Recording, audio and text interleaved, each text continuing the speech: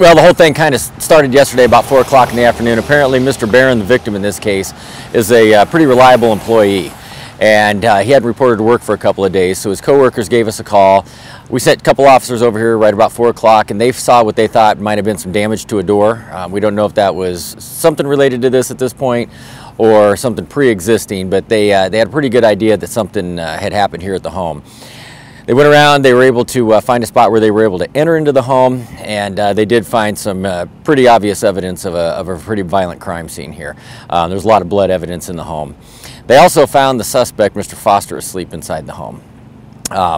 He was taken into custody at that time, not charged. You know, at that time he could have been a witness, could have been a suspect, really didn't know. Took him down to the station.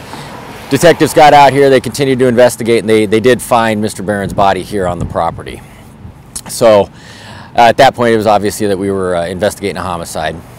Through the course of the investigation, they spoke with Foster for quite some time, several hours, and at the end of that they went ahead and charged him with murder first. Yeah, these two guys they're cousins. They both lived here together.